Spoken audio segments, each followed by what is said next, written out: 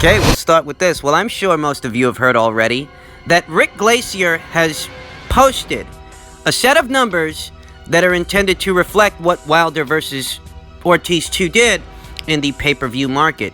He made this post via Facebook, and it reads, "Oh my, now we know why PBC and Fox didn't release the Wilder versus Ortiz rematch pay-per-view number. Why? Wow. Even way lower than I expected. A financial bloodbath for Fox and PBC.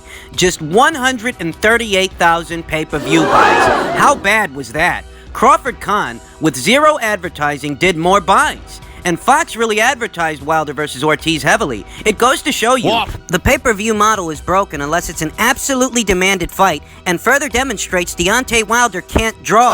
If a fighter only draws hardcores and not the general sporting public, he's not a pay-per-view attraction. It's that simple. It further illustrates what I've been saying for 2 years. The apps are the present and future of boxing programming, period. This number was way below what I originally predicted. When the fight was first announced, I said 220,000 pay-per-view buys. But Fight Week, I saw it was dead on arrival and was estimating 180,000. This is a real quandary for the Wilder Fury rematch scheduled for February 22nd. Even though Wilder Fury will have a real demand, all your comments are welcomed relating to all of the above. Now, I'm sure that Wilder's fans aren't too happy about this news because it goes directly against everything they've been telling everybody. That Deontay Wilder's this big star, he's this big draw, he's this marquee guy, and it's okay for him to ask for 50% of a Joshua fight. You know, the same old talking points. I'm sure that they don't want to accept this news, but these are the same guys that were accepting of Rick Glacier's numbers when they were about Triple G. You remember that 2 years ago? When Rick Glacier said that pay-per-view with David Lemieux, what was Gennady Golovkin's maiden voyage into the pay-per-view market. 3 years ago. Rick Glacier said that Gennady Golovkin didn't actually do 150,000 buys on pay-per-view. What he really did was something more like 97,000. You know, that's what Rick said. And when he said that, these same group of guys were accepting of that number, though I doubt they'll be as accepting of this number. Even though it's coming from the same source. It's coming from the same guy. That further denotes the kind of double standards we regularly shed light on here on the channel. That these guys, they got no consistency. That was what, 2-3 years ago, Rick posted those numbers. And when he posted those numbers, these guys treated it like it was the gospel. Though I doubt they're going to give that same reverence to this set of numbers. They'll go back to their hypocrisy, their double standards, because these guys got no integrity. I say it all the time. And, you know, the funniest thing about this situation is, it really wouldn't be a big deal if people weren't lying about it. It wouldn't. If they weren't making all these ridiculous assertions about Deontay Wilder and his drawing power. If people weren't arguing about it and lying about it, it would be a non-issue. That a guy who we all know can't draw isn't drawing, well, that wouldn't make news. Nobody'd pay attention because it wouldn't be anything that we didn't already know. But when you have so many different people out there lying about the same thing on various social media platforms, that's what gets at the attention, the negative attention. You got channels right here on YouTube, much bigger channels than mine, channels that have been around much longer than I have, with subscribers in the tens of thousands, you know, much bigger channels than this one, honestly. Yet for all the subscribers that these channels have, and all the propaganda that they regularly put out, the effort that goes into talking up Deontay Wilder as if he's the second coming of Mike Tyson, for all that effort that goes into that, you know, all those videos, that veil that they try to put over the boxing community's eyes, they simply couldn't get this fight to sell. And it's because those channels, however big they are, they cater to a demographic that doesn't make so much as a dent in the boxing market. I said this in my previous video. You can have 10,000, 20,000, 30,000, 40,000, 50,000 of those kinds of subscribers on your channel. You can have those kinds of boxing fans in record numbers, but it stands for nothing if they don't buy the fight. If Wilder's own supporters, the guys who regularly watch, you know, boxing ego videos or barbershop conversation videos where they talk up Deontay Wilder. If Wilder's own supporters aren't buying his fight, then who the fuck is? Not me. Who the fuck will? You know? It's kind of like when Jadakiss came out with a solo album. You guys know Jadakiss, one of the best lyricists of the last, 20 years, I'd say, right? Jadakiss, great guy. And he came out with a solo album that went, quote-unquote, double platinum on the streets. Oh. Double platinum on the streets. Which is just a fancy way of saying they bootlegged the hell out of that shit. Now, Jada ain't seeing none of that money, you know? Rather, he didn't see any of that money. And it's because, those bootlegs Well, those are tantamount to the illegal streams that Wilder's biggest fans use to watch him fight. He's not a star if his own fans aren't willing to pay to see him fight, because if they're not willing, who is? I mean, there really is a parallel there between Jadakiss and Deontay Wilder. There is. You know, way back when music was actually good, you likely would have bumped into a lot of guys that would have told you that Jadakiss is one of the premier lyricists, if not the best lyricist in hip-hop. Yeah. I had guys tell me they think he's better than Jay-Z. I had guys tell me that they think he's better than Eminem, than Beanie Siegel, than a lot of guys. I had guys tell me that stuff, but the actual support wasn't there. You know, if all you've got to offer in terms of support are anecdotes, then your support counts for nothing. And the same is true in the case of Deontay Wilder. That you won't have to look hard to find someone who's willing to argue on his behalf, regardless of which social media platform we're talking about, whether it's Twitter, Instagram, Facebook, or here on YouTube. You know, you got guys that'll argue on Wilder's behalf, no matter how ridiculous the talking points are. You've got guys that'll go as far as making videos to speak on his behalf. All this effort being poured into Deontay Wilder, yet when it was time for the supporters to show up and actually show their support when it counts the most. Because y'all the ones that love him. Seems like Wilder's fans, they took the day off. I mean, these guys will argue day in, day out about how great he is. They'll argue to me and you about how great he is, but apparently he's not great enough that they'll buy his fucking fight.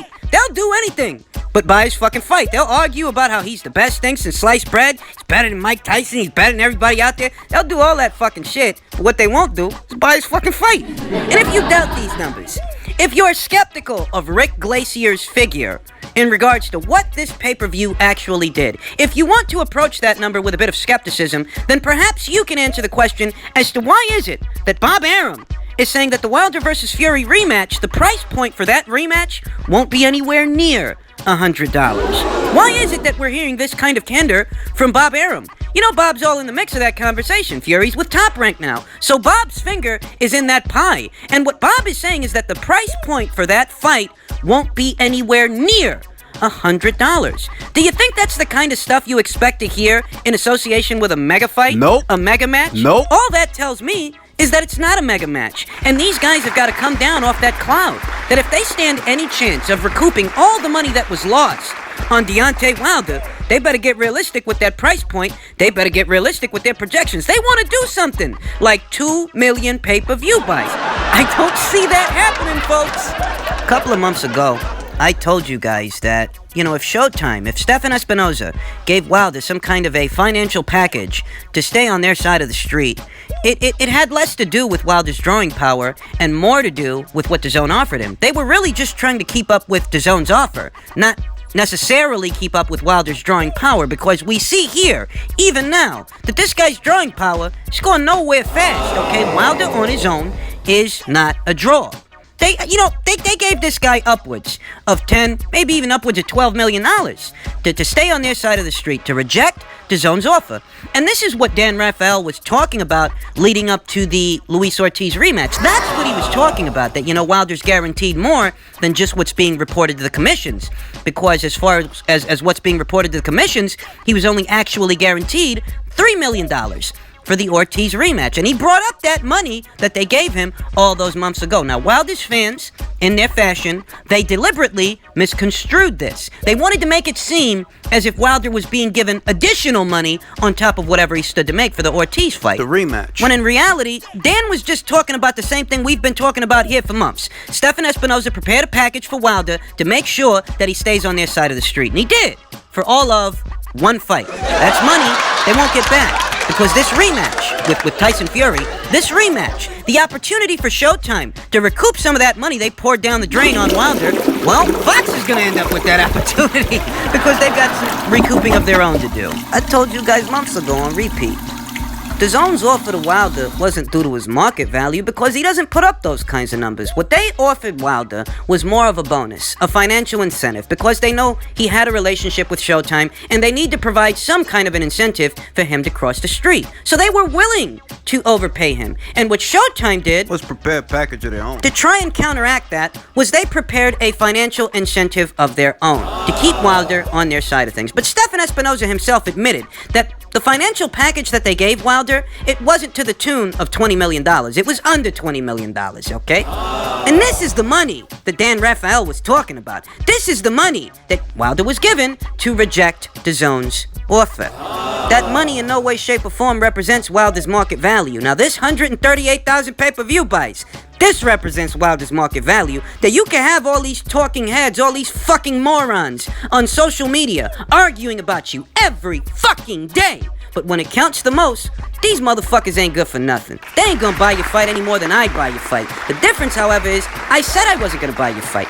I said Wilder versus Ortiz 2 is going to flop because there is no demand for that fight and it does not belong on pay-per-view. The appropriate course of action would have been to stage it on Fox as a free fight, a freebie. You're giving that one away to the fans so that you can get a lot of viewership. If you put it on regular Fox, this thing might have did, I don't know, 2 million, maybe 3 million views. Would have reached that many homes. Maybe make new fans. And then the energy from that, from all those different viewers that you pulled in, could have then been siphoned to draw more attention to the Fury rematch. That's how I'd have gone about it. The problem is, Wilder has delusions of grandeur, and Shelley Finkel reinforces those delusions of grandeur. He just can't admit that your pony in the show has no drawing power, okay? So you need to act like it. You need to operate on that assumption that, look, my guy, I believe in his knockout power, but what I don't believe in is his drawing power, because so far, he's not drawing in anything. They're hemorrhaging vast sums of money to try to make this guy a star, and it's really not working. It's not. And that's what we're seeing. That's what I've been telling you all along.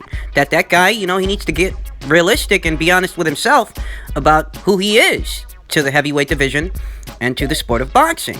But some people rather believe the lie when the numbers themselves, they don't lie. They won't lie for you, and they won't lie for me, think about the money that he got for the Brazil fight, and understand that Showtime got no return on that investment. They certainly didn't make the money back for the financial package that they gave Wilder. They certainly didn't make that money back in the Brazil fight because the Brazil fight wasn't even a pay-per-view. They couldn't have made it at the gate because, well, the Barclays Center seats about 19,000 to capacity, whereas there were only 13,000 in attendance for that fight. And out of that 13,000, how many of those tickets you got comped? I mean, how much money would they have had to make at the gate? Because they weren't going to make it off pay-per-view. It wasn't a pay-per-view. So how much money would they have had to have made at the gate in order to recoup a good amount of what they poured into Deontay Wilder, just for him to end up on Fox in his very next fight? Fox has likely got some recouping of their own to do because it's looking like this pay-per-view didn't break even. It looks like it came under. It looks like they took a loss, 138,000? Even with a guarantee of $3 million to Wilder and $1.5 million to Ortiz, it looks like they didn't quite make that back in the sense that the pay-per-view's got to break even. Whatever money they spent advertising it and whatever money went into staging the event, putting it all together, they didn't make it. They lost money. Looks like it. And this is likely what they're going to be looking to recoup in the Tyson-Fury rematch. The problem there is it's a joint promotion between two separate promoters, more or less, and two separate networks. ESPN's finger is in that pie, so they're going to get a share of the proceeds. Whatever this thing does, however over it comes, Fox is going to have to split that with ESPN. Depending on how they've got it broken down. Maybe the first fight's proceeds will go to Fox, and if there's a rubber match, who knows? If there's a rubber match, then ESPN will get those proceeds. Or maybe it's the other way around, really don't know. And I have to say that, I do think that the numbers for Wilder versus Fury 2 will be better than this set of numbers. I do think that. But just how much better is the question. Do I think that fight might do something close to 1 million pay-per-view buys? No, far from it. Fuck no. It won't do that much. Short of the price point for the fight being as low as I don't know, $20, $25, unless that's the price point, I don't think this thing comes anywhere near 1 million pay-per-view buys. Price point, I don't know, maybe it'll be something like $50, $60. And if it's $50, $60, there's a chance, that they'll do good numbers, that they'll come up over, and there will be an upside there, because it doesn't look like there was an upside here at all. Quite honestly, looks like they're in the red. But just the mention from Bob Arum of the price point potentially being altered, that what it's going to cost to see the fight for the people at home ain't going to be nowhere near $100, well, that denotes the gravity of the situation, because how many times have you heard that about a major pay-per-view? What's supposed to be, I should say. What's supposed to be a major pay-per-view. How major is it when you gotta alter the price point. What this entire situation characterizes is that you can stage a promotion, you can promote the hell out of the thing, but unless there's an actual demand on the ground from the people that you're attempting to appeal to, you really can't fake an interest. You can't simply create a buzz that doesn't resonate with the very people whose wallets you're trying to get into. You can't just say we're gonna have a rematch between Wilder and Ortiz again unless somebody fucking asked you for it. And nobody asked for that. That's all I was telling you guys. And this situation goes back to what I said before. It's really not a big deal that a guy who we all know can't draw isn't drawing. It's not a big deal. It only becomes a big deal when you have so many channels, so many people out there lying about it, okay? It's a non-issue if we just stick to the facts that, we know this guy can't draw, and guess what? He's not fucking drawing. So there's not much to talk about there. But when you got all these different channels perpetuating all these different agendas, putting out this propaganda on a regular basis, and they're sending these talking heads to other channels with this misinformation coming to places like this. You got these guys, they don't know what the fuck they're talking about. Then it becomes an issue that, Wilder can't draw, and you clowns are finding that out the hard way. But hey, to each his own. You guys want to lie to yourselves about what's going on? By all means, do so. Go ahead, have a picnic. Lie to yourself. Just do it in private, where we don't have to be bothered with you.